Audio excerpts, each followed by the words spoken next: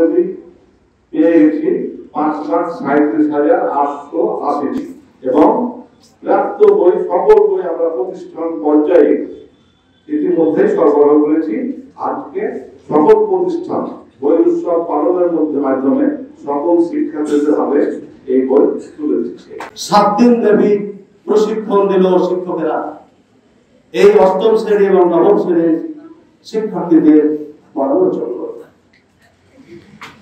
এইটা একটা চমৎকার কারিকুলাম, বাস্তবমুখী শিক্ষা, যেটা তোমাদেরকে উপযুক্ত করে মানুষ করবে, ভালো মানুষ হওয়ার জন্য তোমাদেরকে প্রাণপণ চেষ্টা করতে হবে।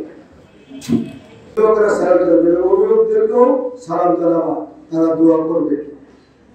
আর শিক্ষা জাতির মেরুদণ্ড, শিক্ষা ছাড়া কোনো জাতি উন্নতি শিখে উঠতে পারে না। তাই সবার আগে আমরা শিক্ষা গ্রহণ করবো। কোন শিক্ষা গ্রহণ করবো? সুশিক্ষা, যে শিক্ষায় মানুষের মানবতার কাজে লাগতে পারে, কল্যাণমূলক কাজে করতে পারি। যতক্ষণ বাসায় থাকবো আমরা বাবা মায়ের কাছাকাছি থাকবো, বাবা মায়ের কাজে সাহায্য করবো। কোনো বন্ধু বান্ধবের সাথে আড্ডা দেওয়া তখন চলবে না। যখন স্কুলে আসবো, স্কুলের সহপাঠীদের সাথে আমি আড্ডা দেবো, তাদের সাথে আমি খেলবো, কিন্তু বাইরের ছেলেমেয়েদের সাথে মেশা যাবে না, ঠিক আছে? আর স্কুলে এসে স্কুলের পড়াশোনাটুকু আমি স্কুলের ক্লাসে করবো, যা কিছু খেলাধুলা, যা কিছু দুষ্টামি স্কুলের সহপাঠীদের সাথে করবো। আর সর্বোপরি শিক্ষকদের আমরা সম্মান করবো। যে বৃক্ষ যত বড় সে বৃক্ষ তত বিনয়ী নত হয়। তো আমরা যত বড় হবো আমরা তত বিনয়ী হব। আমাদের এই গুণটা যেন সকলের মাঝে থাকে, আমরা বিনয়ী হব, সবাই বিনয়ী হব। আমরা শিক্ষকদের শ্রদ্ধা করবো, শিক্ষকের মর্যাদা সবার উপরে।